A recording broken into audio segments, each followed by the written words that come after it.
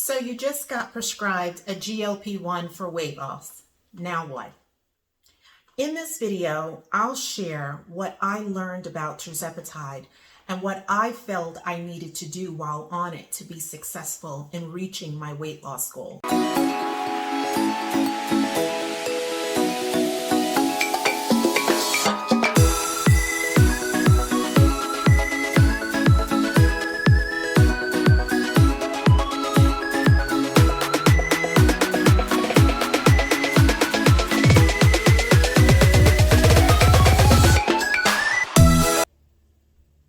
Hey friends, Kathy Bracken here, and welcome back to my channel and this part 2 of my awesome GLP-1 weight loss journey story.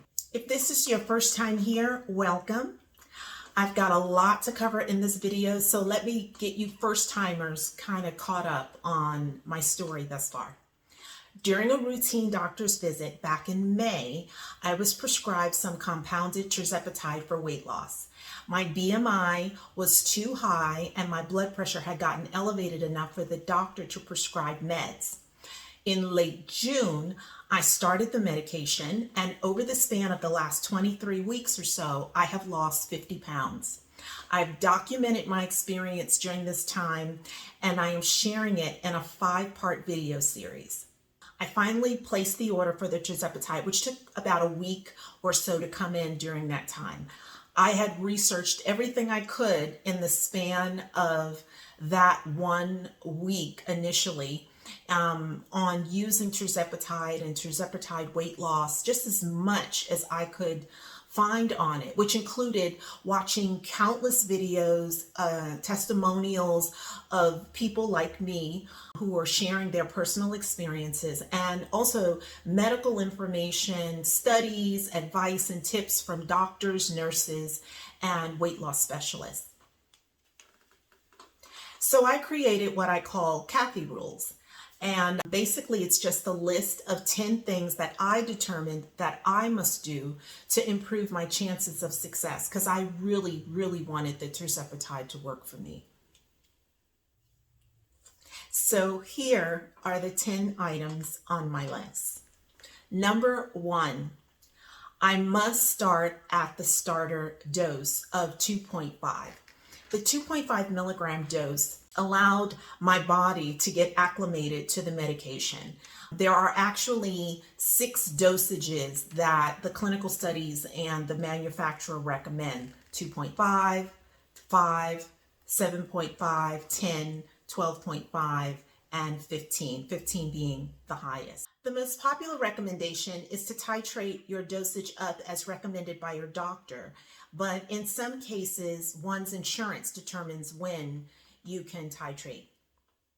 I wound up titrating up monthly until I got to 10 milligrams, and I will probably stay at 10 milligrams until my doctor starts reducing my dosage. Number 2, I must drink a lot of water. Staying super hydrated is a must. I was already doing this. I just began to religiously add like electrolyte powder to my water to keep it supercharged. The recommended daily intake is half of your body's weight in ounces or more per day. So I also drink a lot of club soda. Because of the bubbles, it makes my stomach feel good, but I have never been a soda drinker. The only soda that I drink from time to time would be ginger ale, and I cut it with club soda so that I'm not getting just all of that liquid sugar. And the ginger is very soothing to my stomach. So the number 3 thing on my list was I must eat. Tirzepatide, oh my God, it is such a wonderful appetite suppressant. It will suppress your appetite and silence what's called food noise. So I'd never heard of the term food noise, but once the food noise began to go silent, I was like, oh my God, I get it. Like all of the testimonies, people talk about this quieting of the food noise, and food noise, it really is a thing. Like all of this time, I've never heard of the term, and it quiets it. But once it's quieted, then you're like, oh, That was what that was. So it suppresses your appetite, the tirzepatide, quiets food noise, and it greatly reduces food cravings. So sometimes you just itching for something sweet or salty or fried, or you get a craving for something. All of that begins to stop. It is so nice. And when on tirzepatide, what happens is you can feel uncomfortably full after eating because the drug slows down what's called gastric emptying, which isn't a bad thing. It just makes you feel fuller longer, which is wonderful. I had to really clear out my refrigerator and pantry of a lot of boxed foods, a lot of dried foods, high carb things.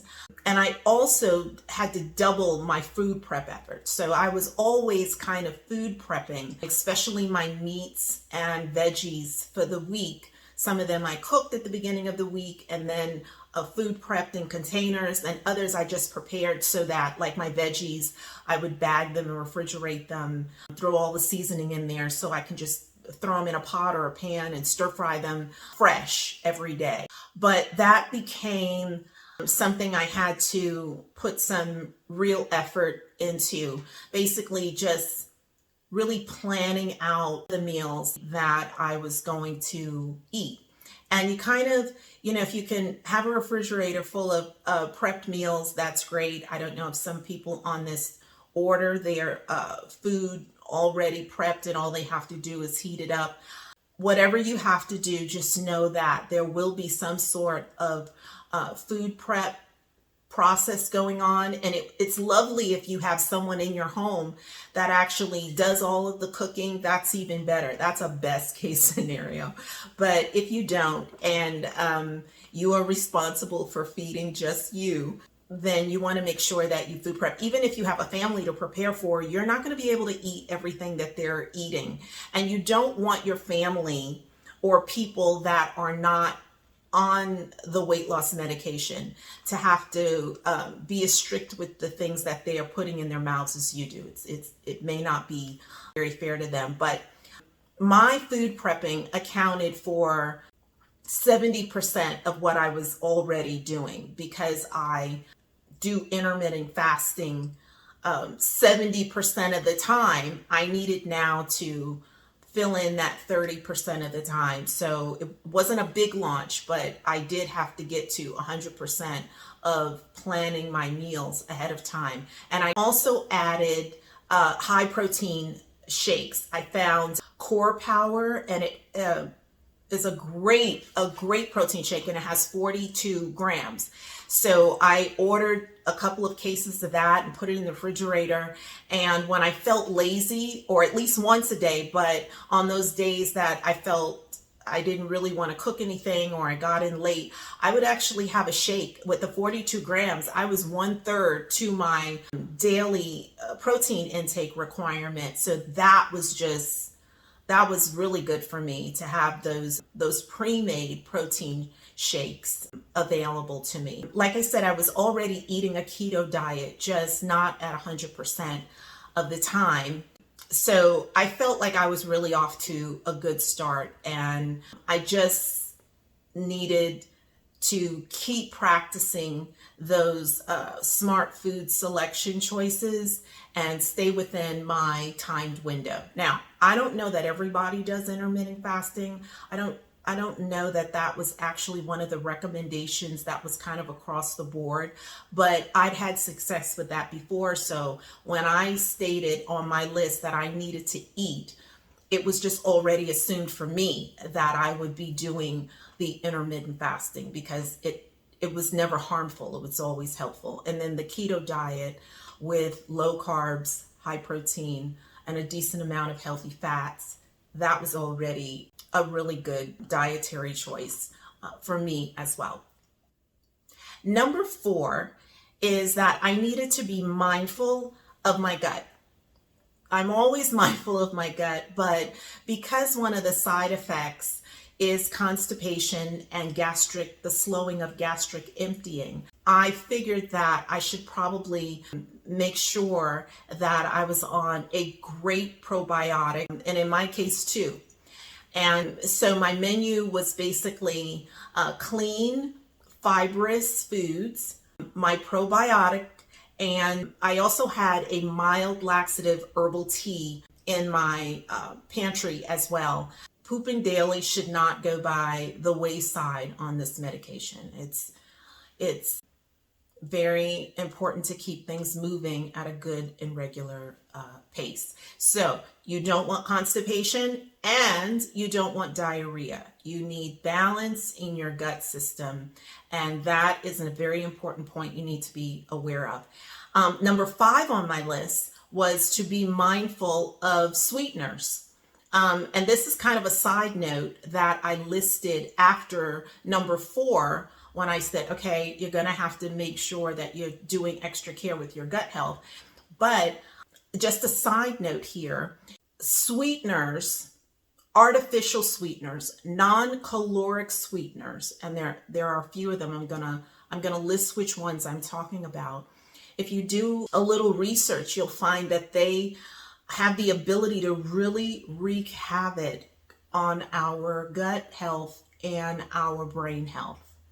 Sweeteners are not always as healthy, but they are normally used in your low calorie, no sugar, things that we consider healthy diet food, or pre-prepared diet food. So I prefer to use regular sugar, raw sugar, honey, natural syrups like a molasses, agave, and stevia is the non-caloric sweetener, artificial sweetener of choice. And I prefer that one, and I look for it. The most popular is not stevia, believe it or not, but stevia is a plant-based sweetener, not a chemical-based sweetener.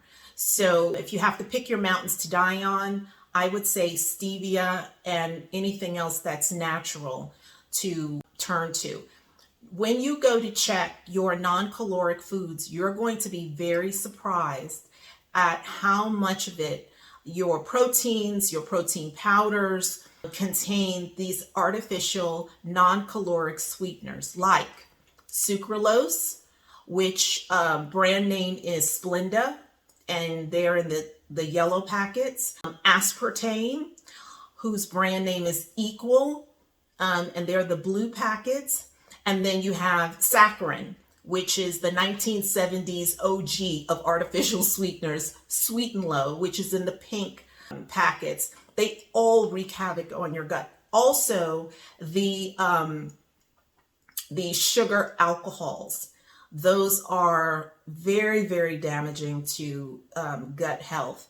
And so on one side, once the argument for minimizing sugar in our diets was made, then these sweeteners come out and they kind of take you back to the unhealthy side of things. And most people, they see, oh, I'm not going to have any sugar. I'm going to have a diet this and a diet that. And then they're drinking something that's worse for their bodies and their brain health. Over time, this is a very personal thing to me because my mother died of a brain tumor that she developed. And the doctor told her, this was over 30 years ago, that off the record to stop consuming that sweetener because it created brain tumors. So I'm not going to tell you which one, but it's true. And there was a lot of cover up about it, but the research was always there from the beginning, and good marketing just kind of covered it up.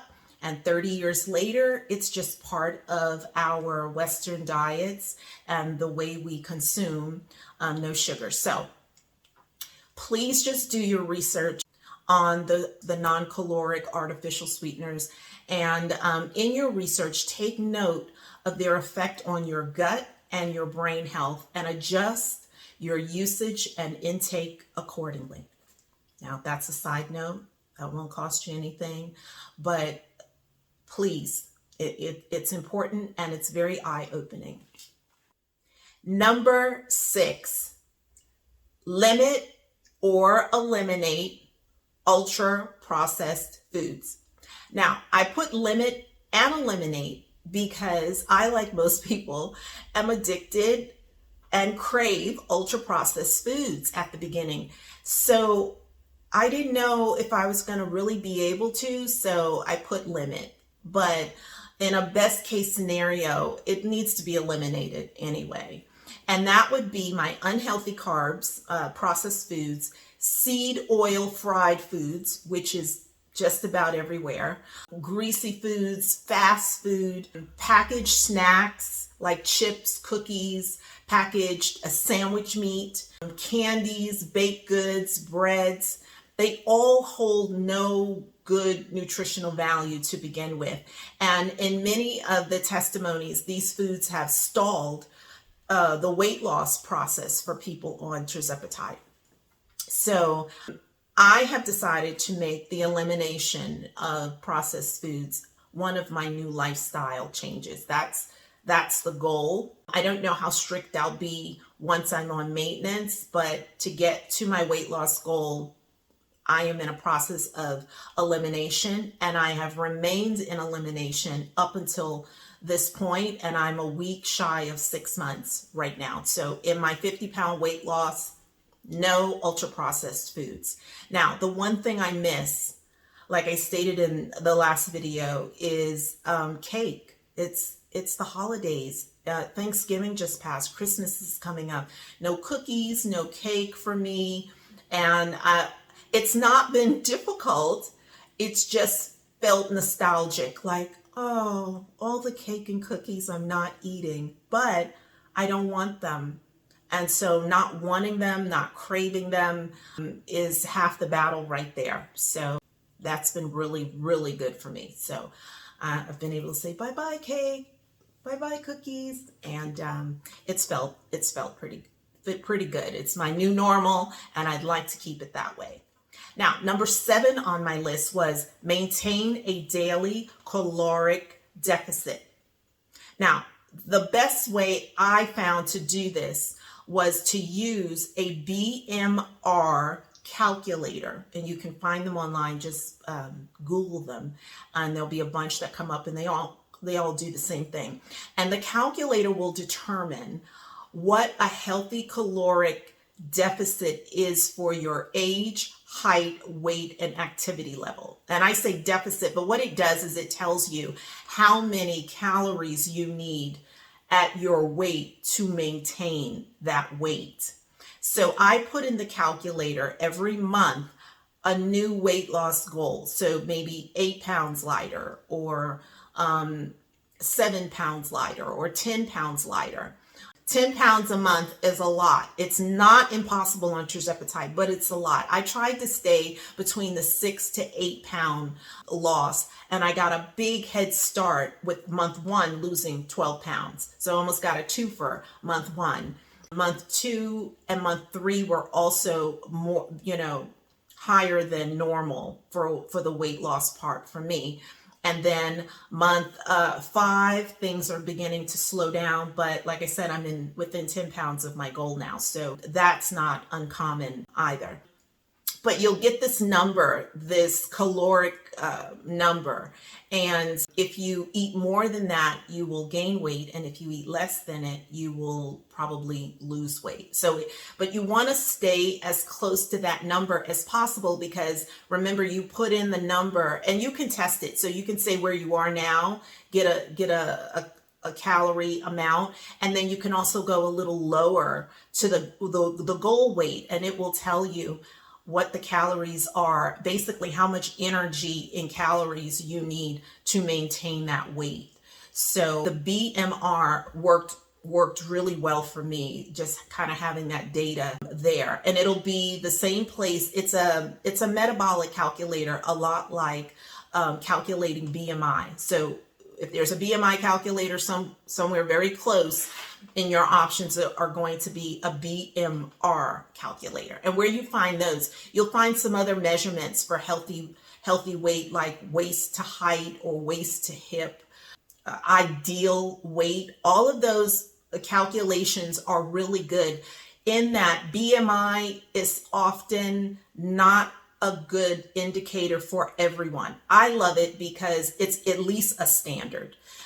You want to have a standard, but for some people, maybe that are bigger and muscular or shorter and muscular, the BMI may not be the best indicator, but there are a bunch others. So if you can find these metabolic calculators, use them all and just come up with kind of an average or mean of where you need to be.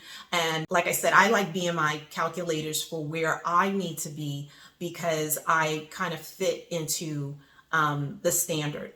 But if you are outside of the standard, there are other ways to make sure that you are at a healthy size. So use those. Number 8 is incorporate resistance training for maintaining and increasing skeletal muscle and muscle mass. This is because there's always some muscle loss with fat loss, especially with accelerated weight loss. To combat or offset those potential muscle losses, weight training or resistance training is 100% mandatory.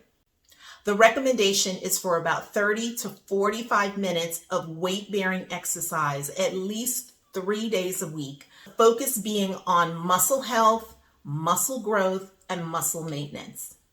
Feel free to continue walking, jogging, Pilates, yoga, cycling. I used to be a big Zumba enthusiast, but you're not going to need much of those to lose weight on Tirzepatide.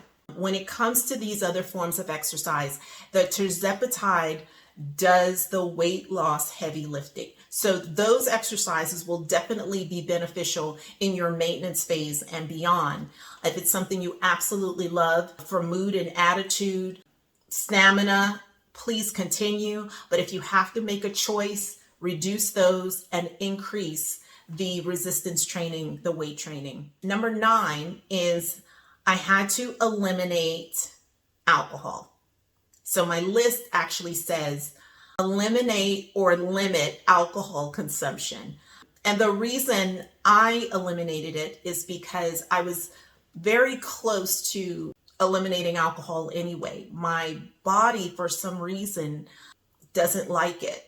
In other words, I started to get hangovers that were not predictable. I used to be able to drink anything, and then suddenly if I had wine, I felt sick the next day. But if I had, a dirty martini, I felt okay. And it was just becoming very nerve-wracking to determine if I have a drink socially today, my body is suffering in it, and it was just not happy. And so I was already planning to. So getting on the compounded Tirzepatide was kind of the excuse I needed to just totally let it go. Another point is that using a GLP-1 requires that you stay super hydrated, and alcohol dehydrates. So drinking alcohol is like hitting the gas and the brake at the same time. Not good for your transmission and not good for your body. And number 10 was time frame expectations.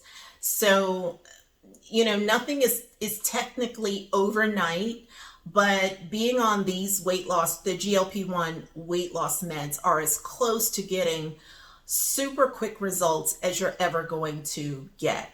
There are basically, from my research, 2 types of response tracks. They're quick responders and then they're slow responders. And of course, the clinical studies and the documentation all describe an ideal responder, and that's based on the percentage weight loss that they claim to expect. That's ideal. In practice, quick responders will lose more than that amount, and slow responders will lose less. So it just kind of depends. When it starts, the momentum is within, 3 to 6 months. That it's very, very steady if you follow the rules or you work positively past stalls because stalls are normal. So I understood going in to set my expectations, hoping and praying that I would be a ideal or quick responder, but that things just kind of went as planned. And when I did reach stalls, for me, increasing my water and just being super cognitive of that protein moved me right through the stalls. But people need to understand kind of what a stall is. Stalls are natural in weight loss. They're kind of your body's memory of a set point of weight. So for me, and I don't know if this is scientific, but every time I hit a stall, I can consciously remember that that was a weight I was at for a long period of time. And that over time, I have, it kind of inches on, but it kind of marks period of time where I would say, oh, I'm at a certain weight, and I was just at that weight for an extended period of time. And so we're going back even 30, 40 years. My body still remembers certain set weight points. In my weight loss journey, those weights have been the stalls. And I just giggled because I'm like, oh yeah, I remember when this was my weight. Like that's where I was for an extended period, a year, 2 years, 3 years. That was my set weight. But in losing the weight, going all the way back, because my goal is to go back to high school thin. And my frame actually supports that wonderfully. But if I going back to that, it's like going down, my body's like going down memory lane for those. So that was my list of the 10 things that I almost daily have been focused on. I just make sure that I'm consciously and mindfully staying or remembering or practicing those 10 things. And I've had a really, really, really good result. Now, there are some other takeaways in this journey that I've been on that really stood out to me. So they would be kind of like the extras that I don't know that I would call them basics or something everybody has to do, but this is just like some things that I did that were helpful in my documenting the journey, and also some things that I learned that have stood out to me. So one of the things that I just came across in my initial research, before I got on the Tirzepatide, was that people on the Reddit platform, they've got a nice community of people that are on Tirzepatide and that they post their stories and they post their pictures. And there were quite a few of them that said they didn't take starting weight loss pictures. So for me, I took a starting picture and it took everything in me not to delete it. I thought to myself, there's no way I'm ever showing this picture or these pictures to anybody. And so I did, though. I said, okay, Kat, no one's making you post them. Just keep them in your phone. Let's just follow this process and see what happens. Get a starting weight, take pictures, because that's going to help you see the process. And also go to those metabolic calculators and get your BMI, get some sort of metabolic starting measurement so that you can also track things that are important. I weighed myself daily and I tried to take progress pictures every week to 2 weeks, but I only took 3 body measurements. Now, it's a good idea to go ahead and take full body measurements, but I only did 3. I did under bust, I did my waist, and I did my hips. Those are the only 3 I ever really care about, so that's what I did. And then I took those measurements once every 2 weeks. Now, another thing that I learned is that it's highly recommended that on Tirzepatide that you get a full night's sleep, at least during your weight loss phase. The body is doing a lot and it really, really needs to recover properly. Taking Tirzepatide may help people who suffer from something like obstructive sleep apnea due to obesity. So if that's a symptom or something you've been diagnosed with, the Tirzepatide might actually help quite a bit. But it can exacerbate and make worse the condition of insomnia. Now, another thing that is very common is that tirzepatide helps to regulate blood sugar, and it does so quite effectively by the dual actions of the GLP-1 and the GIP agonist that increases insulin secretions and decreases glucose production kind of at the same time.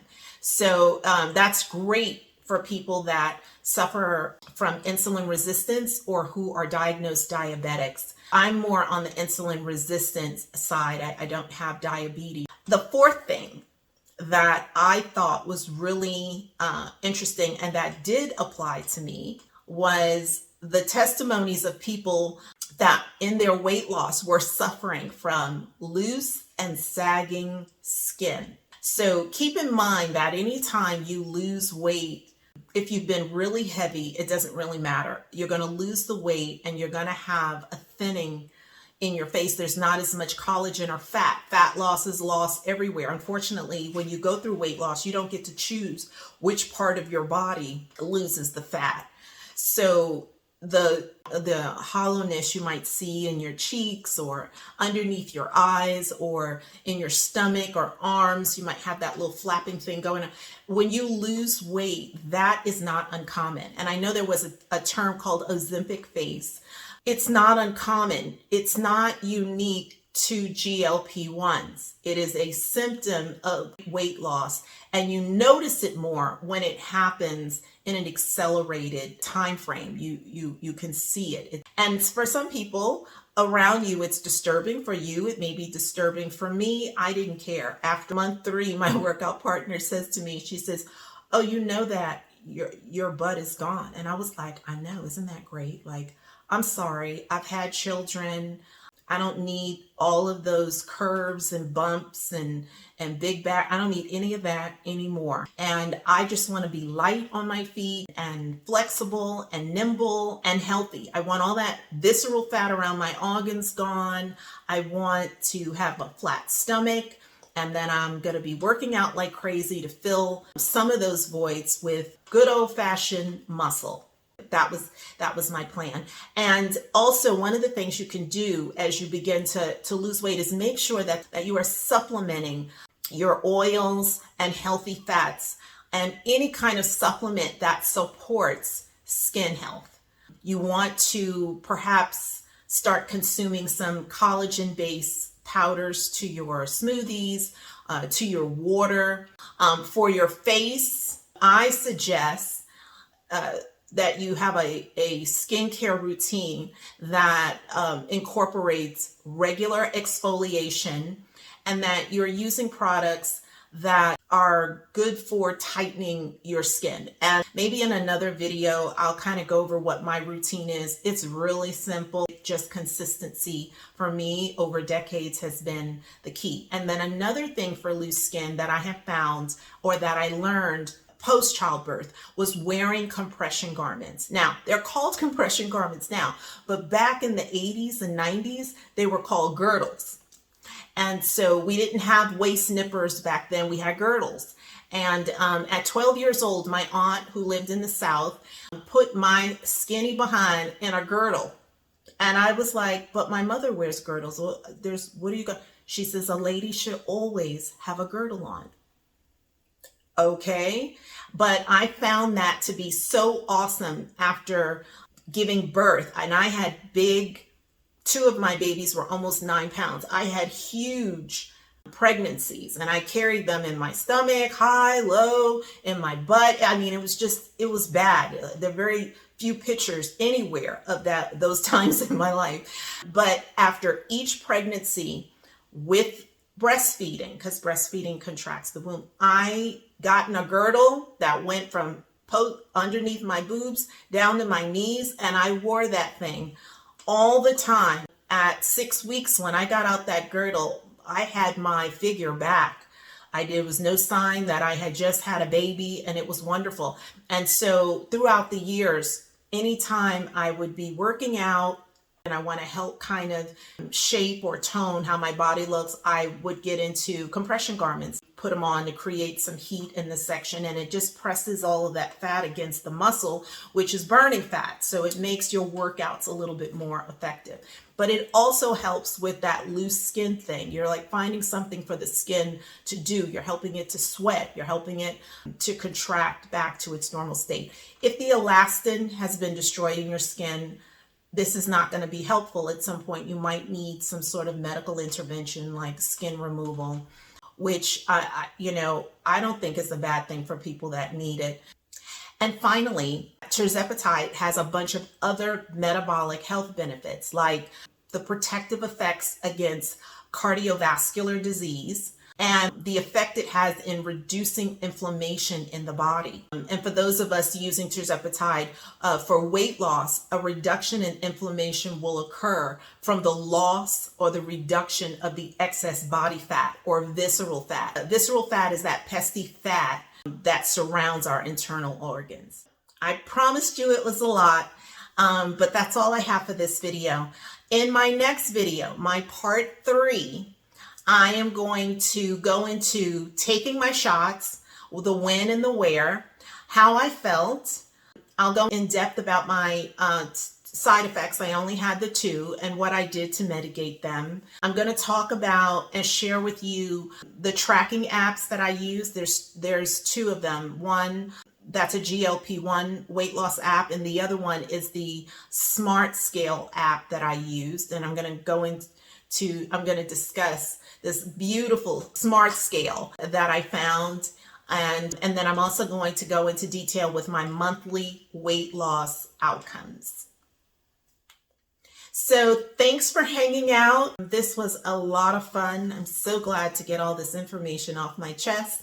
Please take a moment and like and subscribe and hit the notification bell so you'll be notified next time I drop a video.